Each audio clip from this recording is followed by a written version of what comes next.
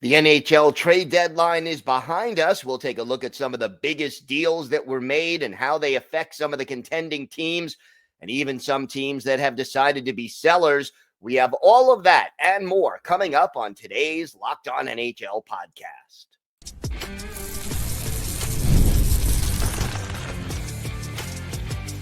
You're Locked On NHL, your daily podcast on the National Hockey League.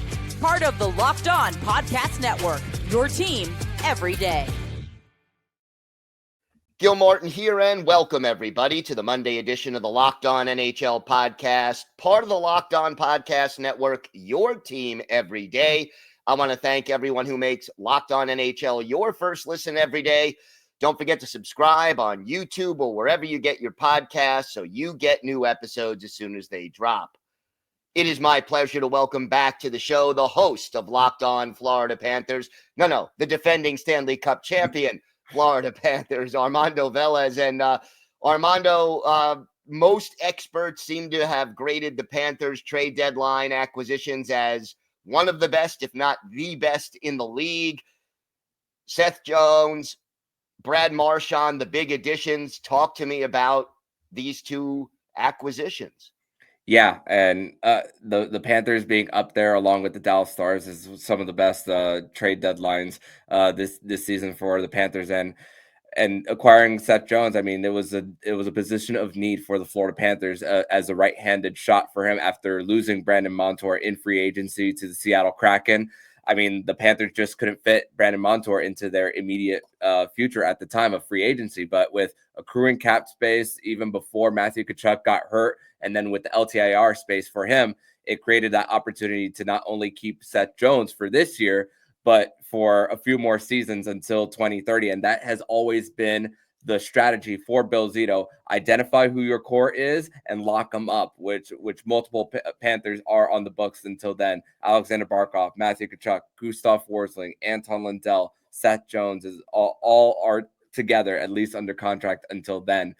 So that's really what the Panthers are really looking for. Then to add to that, with acquisitions of when they put Spencer Knight out, Vitek Vanacek into the mix, so who's an expiring deal, who they gave up basically nothing. It was a fourth liner in Patrick Giles, and then the icing on the cake, Brad Marchand, for a conditional second round pick that can become a first round pick all the way in 2028 if he does play 50% of the Panthers playoff games. And this was something that came out of nowhere, just like the Vegas Golden Knights last year with Tomas Hertl, and thinking that there's a possibility that him, Matthew Tkachuk, and Sam Bennett could be on the same line. I cannot wait for mid-April.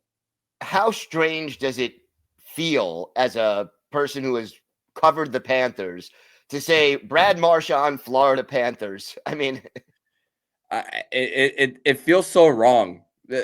I will be honest, it feels so wrong because of the rivalry that has been with the Florida Panthers and the Boston Bruins, and then those two playoff series for them.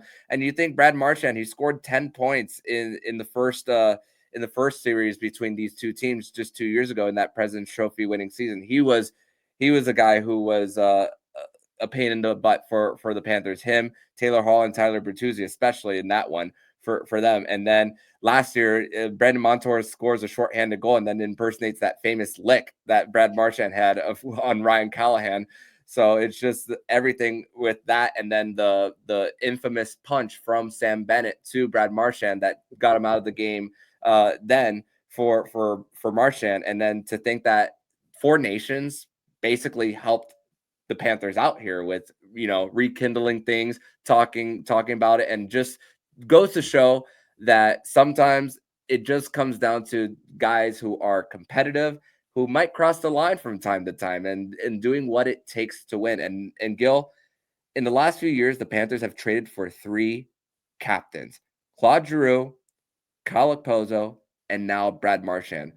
There's a constant theme for the Panthers in getting leaders of men to come into the mix. And with Brad Marchand being part of 3 Stanley Cup finals for the Bruins, winning one of them, and then with the direction that Boston is going, the Boston Bruins also wanted to do right by him for getting him to a contender.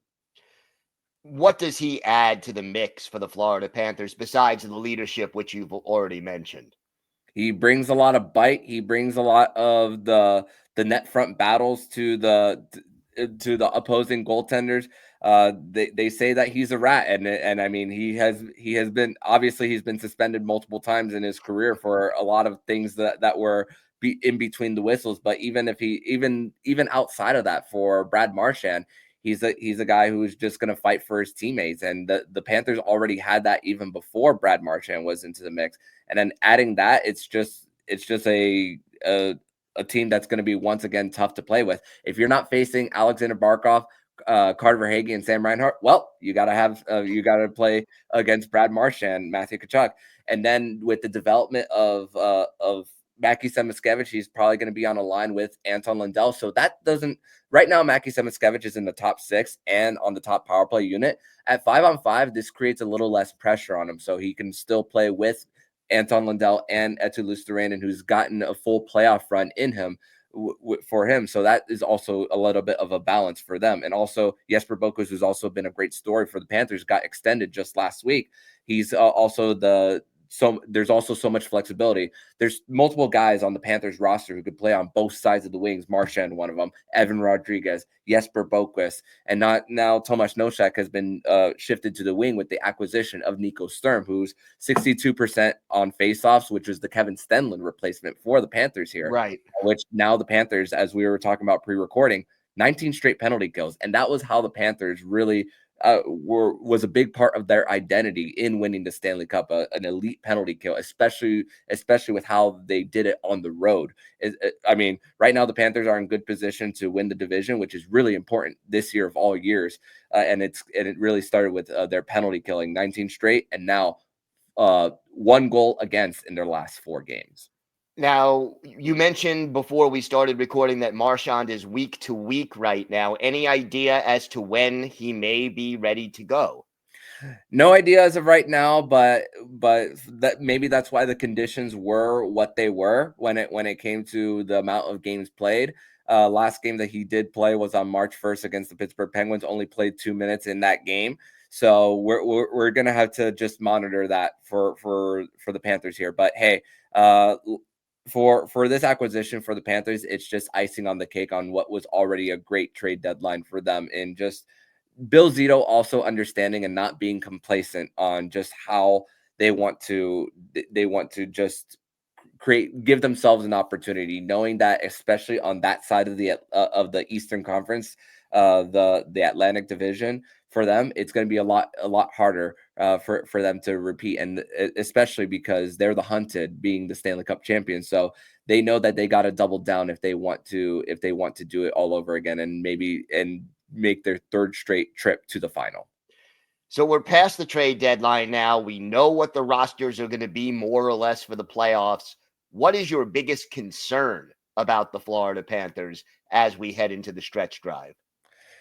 My biggest concern may be the power play for them, on maybe if things go cold for them. I mean, right now Seth Jones is playing on the 2nd power play unit for the Panthers, but even in the 2 games, I mean, you might look at the box score for Seth Jones and you might see 0 points, but he's been so calculated in how he's been able to keep the pucks in and very calculated with his pinches as well. So maybe that's another thing that the Panthers might go to if things do go wrong with their power play, putting Seth Jones there if things go wrong. But also Aaron Ekblad has also gotten some points there on the power play as of late. So it's a little bit of a different mix for what the Panthers are doing right now. Like as mentioned earlier, Mackie Samoskevich is on the 1st power play unit, giving them a right-handed shot and a little bit of a different look when it comes to that. Usually Carter Verhaeghe's there, but when Matthew Tkachuk is back into the mix, that's also going to be a little bit of a question. He's maybe, we still don't know yet if he's going to be playing game 1 of the postseason, but that's a little bit of a net front presence that the Florida Panthers are missing. Thankfully, they're winning without him right now, but he gives them a better chance at disrupting goaltenders up front than what Sam Bennett does for the Florida Panthers right now. And if Matthew Tkachuk's in the mix back on power play 1, then it creates a great situation for Sam Bennett going along with Brad Marchand on that 2nd unit for the Panthers. Seems like there's a lot of positive vibes coming out of South Florida right now. Armando, why don't you tell our viewers and our listeners where they could find the podcast and where they could find you on social media? They can finally find me personally on X and Blue Sky at Monoman12. Follow the show account on X and Instagram at LO_FLA Panthers, and on Blue Sky at LOFLA Panthers. And yeah, I'm very excited for mid-April to come. And for the Panthers, let's do this thing all over again, because the Panthers are the biggest story in the South Florida sports scene, and is giving fans a lot of excitement. So they're not afraid to make the big swing. So swing that bat hard, Bill Zito. You did it. All right. Thanks, Armando. Thank you, Gil. Today's episode is brought to you by Wonderful Pistachios. Looking for a snack that's both delicious and nutritious? Crack into a good source of protein with Wonderful Pistachios. Wonderful Pistachios is one of the highest protein nuts. Each 1 ounce serving has 6 grams of protein, giving you over 10% of your daily value. Plus, they're packed with fiber and better for you unsaturated fats to help keep you feeling fuller longer. Personally, I love the no-shells variety. It's the perfect grab-and-go snack for busy days. Whether I'm snacking at my desk, on a road trip, or just need a quick protein boost, they're always my go-to. And if you love cracking open every shell for that satisfying crunch, the in-shell options are a classic favorite. So get snacking and get cracking with the snack that packs a protein punch. Visit wonderfulpistachios.com to learn more. That's wonderfulpistachios.com.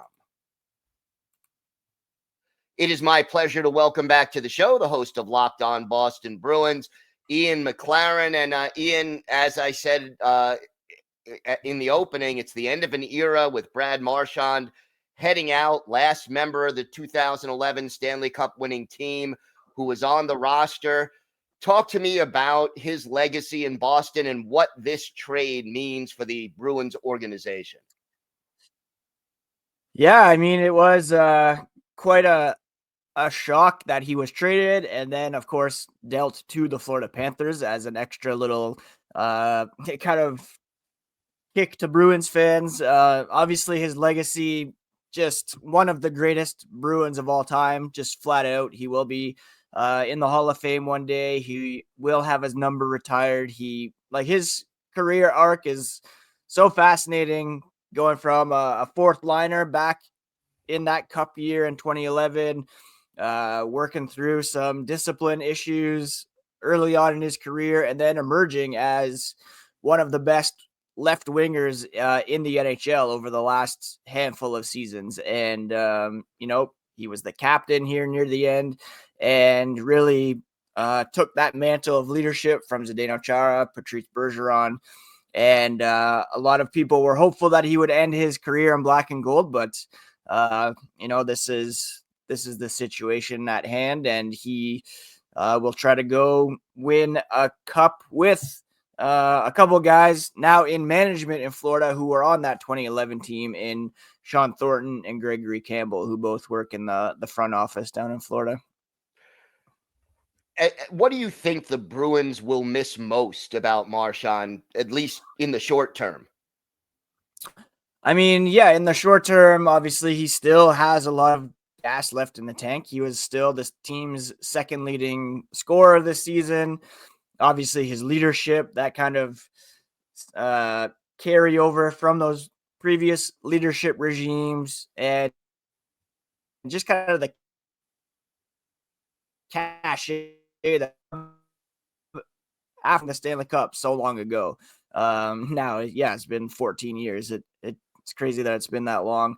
Just his leadership, his tenacity, his perseverance, all the things that have made him a great Bruin will certainly be missed, as well as his personality, his contributions to the community. Just a lot of people, a lot of Bruins fans kind of rightly grieving this trade over the weekend, for sure. Were you disappointed with the return in this deal? I definitely was. I was thinking that they should and could have gotten more. Now, over the weekend, we kind of got some more details as to how this trade actually happened and why he was traded to Florida. Elliot Friedman on Sportsnet over the weekend was reporting that the Bruins management and Marchand had kind of a face-to-face meeting, and they kind of were in agreement on term, but Marchand was willing to bend a bit on his ask in terms of value. The Bruins were unwilling to do so. And then it became clear that they needed to deal him instead of losing him for nothing as an unrestricted free agent in the summer. And then again, because of that relationship he had with some guys in the front office down in Florida, I also think because of his experience at the Four Nations face-off and hanging out with Sam Reinhart, even Sam Bennett, even that a year ago would have seemed crazy that they're not buddies.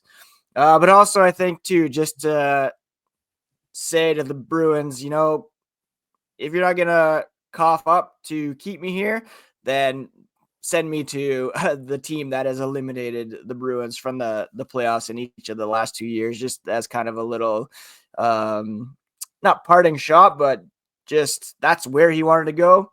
And with Florida knowing that, it was a very limited field. And obviously, even to get a second or a conditional first in that circumstance isn't bad, but still the optics in terms of Don Sweeney and Bruins management right now, not great at all. How about some of the players that the team did add at the deadline? I mean, Casey Middlestat probably being the most prominent. Where do the new guys fit in? And you know, I think Charlie Coyle is going to be missed as just an underrated kind of a guy. Yeah, for sure. I mean, Marchand was the captain, Coyle, Charlie Coyle, Brandon Carlo, who was traded to the Leafs. They all wore letters at some point as well. There's a real kind of that leadership group is now just vacated the locker room. So there will be some guys who will need to step up. But I mean, looking at the trade deadline as a whole, right up to the point where it was announced that Marchand was going to the Panthers, I thought Don Sweeney did pretty amazing here at the trade deadline. You know, to get a first round pick and a prospect from the Maple Leafs for Brandon Carlo, to get Casey Middlestat, who has still some pretty high upside and 7 years younger than Charlie Coyle, along with a top prospect in Will Zellers and a second round pick for Charlie Coyle, who's, you know, 33 going on 34 here. Even the smaller moves that they did, trading Trent Frederick, Justin Brazeau, like the Bruins brought in a pretty nice haul here at the deadline for it's not a rebuild because you still have the core of Jeremy Swayman, Charlie McAvoy, David Pastrnak to build around, as well as Hampus Lindholm, Pavel Zacha as kind of secondary guys. Casey Middlestat, he had 2 points in win over the Tampa Bay Lightning on Saturday that absolutely nobody saw coming. He'll step in kind of as a second, you know, middle six center for this team, but he could even have an opportunity to jump up and play with David Pastrnak if they have some chemistry. So they've been looking for younger centers to come in and be used in the top six. Elias Lindholm hasn't really panned out. Kind of looking more like a middle six center as well. So there's a real opportunity here for a guy like Casey Middlestat to be one of the top centers on this team. And he's shown in the past with some almost 60-point seasons that he does have some offensive upside there that the Bruins hopefully can tap into. So what happens next this offseason? I mean, obviously there's a strong retool going on. This team is regrouping, to say the least. What are the next steps that you expect from the Bruins, and what's the timetable for them to return to playoff contention? I mean, the Bruins ownership group came out on the weekend and gave Cam Neely, team president, and Don Sweeney, the general manager, a full vote of confidence. And what's most curious to me about all these moves is that they had just this past summer invested a lot in Elias Lindholm, Nikita Zadorov, who are guys who were supposed to complement the group that beat the Toronto Maple Leafs in the playoffs last year and pushed Florida to a game 6. So all of these moves last week, within that context, it's a bit curious because they do have so much money invested in those guys. I would think that their goal would be to get back into the playoff mix as soon as next year. They'll probably try to get as high a draft pick as possible here in 2025. But again, they still have that trio of players to build around that, would be a lot of teams would love to build around Swayman, McAvoy, Pastrnak, even if Swayman's having a bit of a down year. What's next is probably, riding out this season. Unlikely to make the playoffs, even though they did beat Tampa the other day. Trying to get a decent first-round pick, reevaluating interim head coach Joe Sacco and probably replacing him with someone more permanent. And then, the money that they were going to spend on Brad Marchand, reinvest that somewhere else this offseason and try to add some more pieces, specifically up front where they do need a lot of scoring for sure. Yeah, goal scoring seems to be a big issue right now. Definitely. Ian, why don't you tell our viewers and our listeners where they could find the podcast and where they could find you on social media? Yeah, the podcast is on your favorite podcast app. It's on YouTube. People can find the podcast on social media at Locked NHL Bruins, and I am at Ian C. McLaren. All right, Ian, thank you so much. No problem, Gil. Today's episode is brought to you by Factor. Looking to optimize your nutrition this year? Factor makes eating well easy with chef-prepared, dietitian-approved meals that are fresh, never frozen, and ready to heat and eat in just 2 minutes. With 40 options across 8 dietary preferences every week, you can customize your meals to fit your lifestyle, whether it's Calorie Smart, Protein Plus, or Keto. Plus, Factor even offers wholesome smoothies, breakfast, and grab-and-go snacks to help keep you fueled all day long. I love how Factor takes the stress out of meal planning. I recently tried their Protein Plus meals, and they were packed with flavor and kept me full throughout the day. The convenience is unbeatable. No prep, no mess, just great food in minutes. Eat smart with Factor. Get started at factormeals.com/LockedOnNHL50off and use code LockedOnNHL50off to get 50% off your first box plus free shipping. That's code LockedOnNHL50off at factormeals.com/LockedOnNHL50off to get 50% off plus free shipping on your first box. It is my pleasure to welcome back to the show Shaggy Von Doom himself, Kyle Sullivan of Locked On Avalanche. Kyle, to say it's been a busy week, maybe even a busy month or so for the Colorado Avalanche may be an understatement. But let's start with the big moves. Center goes from being a question mark to maybe one of the deeper center groups in the league. How are you feeling about the acquisitions of Brock Nelson and Charlie Coyle? I mean, any team right now would be absolutely ecstatic to have either or on their team. And somehow, some way, the Colorado Avalanche ended up with both. And it's interesting, like you mentioned, like a busy week. The Colorado Avalanche have quietly been working since maybe November, December. They traded away both goalies. Yeah. They have a brand new stable of goalies. They have Ryan Lindgren on the team. Marty Necas and Jack Drury are on the team. Mikko Rantanen is not on the team. And it's basically a complete team overhaul. And during these moves, they traded out Casey Middlestead, who they signed and were expecting to be the 2C. And the more the season has gone on, the more it looks like he's just not going to fit. Constantly being just bodied off the puck, kind of making, the weird, wrong plays every time. And it feels like he's trying to get to a moment that he just never could. And when the trade deadline was popping up, and honestly, the Mikko Rantanen to Dallas kind of ramps things up. When the Central's starting to look a little beefier, you got to make a move. And they went out and got Charlie Coyle. That's your 3C. And I mean, I'm really excited about where this team is possibly going, especially with that center group having Jack Drury as a fourth line center. I mean, that's a nice problem to have.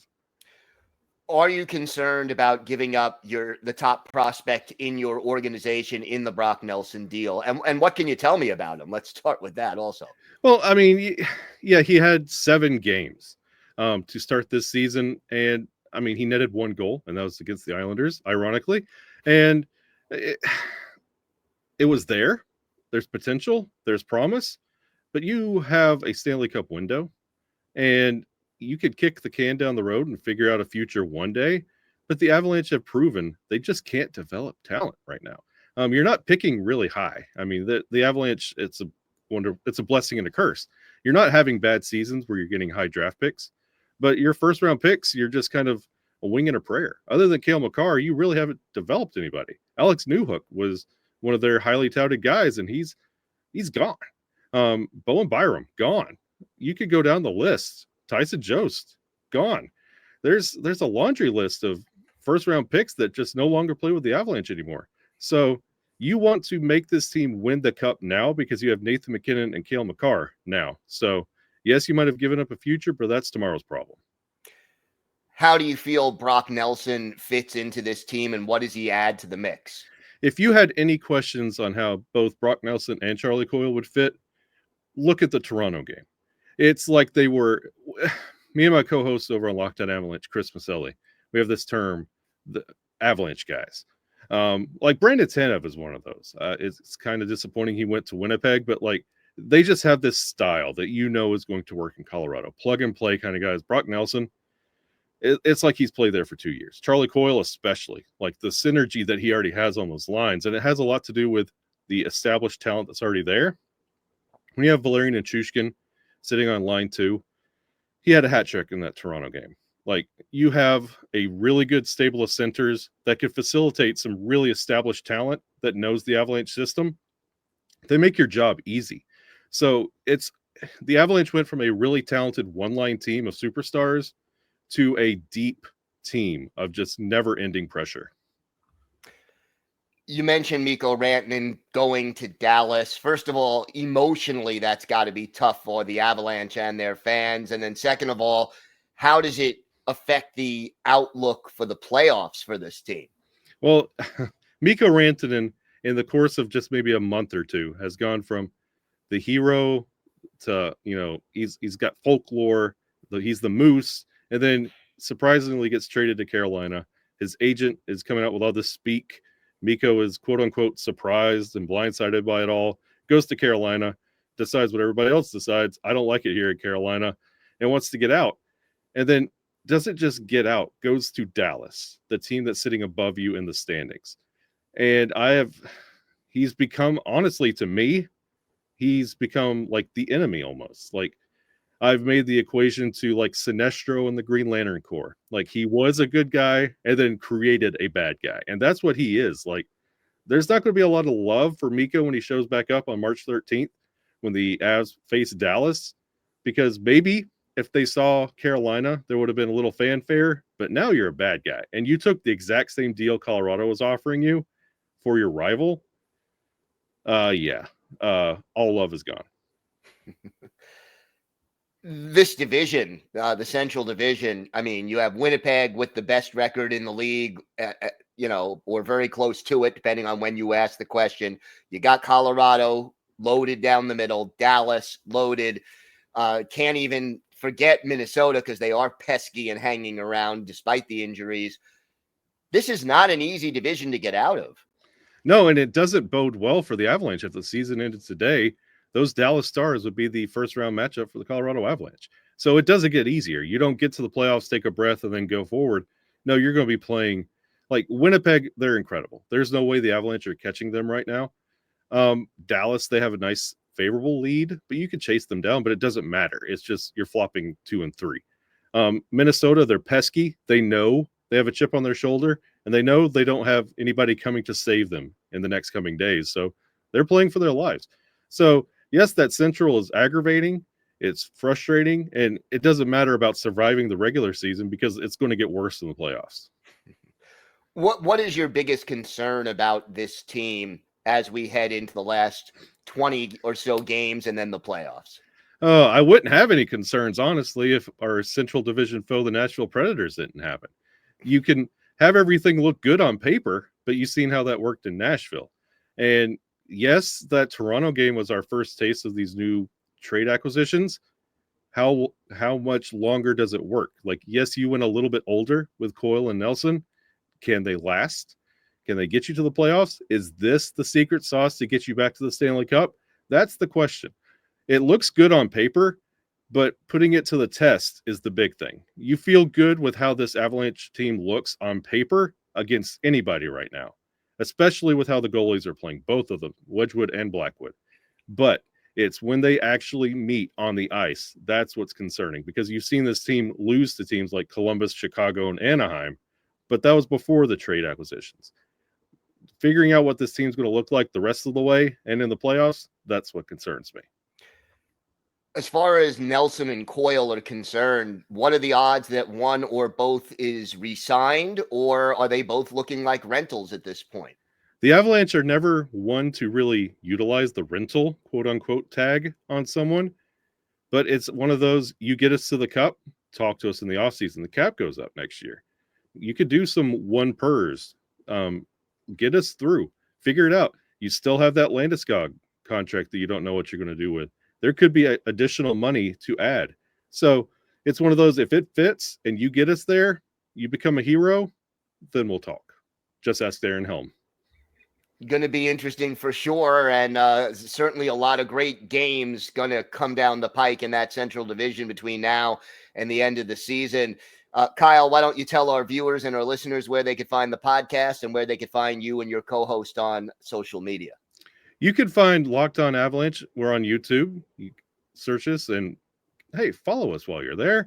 And if whatever podcast platform you use, just type in Locked On Avalanche, you will find us, and we are there every single day, sometimes twice, depending on what's going on. And you can find me personally at Shaggy Von Doom everywhere you look. All right, Kyle, thank you so much. Thank you, my friend. I want to thank everyone who makes Locked On NHL your first listen every day. For your second listen, check out Locked On Fantasy Hockey. Become a fantasy hockey expert and get the edge over your league mates with daily tips from our hosts, Steele and Flip. Check out Locked On Fantasy Hockey wherever you get your podcasts and on YouTube. It's part of the Locked On Podcast Network, your team every day. I want to thank my guests, Armando Velez of Locked On Florida Panthers, Ian McLaren of Locked On Boston Bruins, and Kyle Sullivan of Locked On Colorado Avalanche for joining me today. I'm Gil Martin. I host the Monday edition of the Locked On NHL podcast, and I co-host the Friday edition along with Rachel Donner. Don't forget, we're here every day, Monday through Saturday, bringing you the biggest stories from around the NHL. And, of course, we have our Women's Hockey Spotlight on Saturdays with Erica L. Ayala, so make sure you join us for that as well. Have a great day, everybody. Stay safe, and thanks for listening to and watching the Locked On NHL podcast.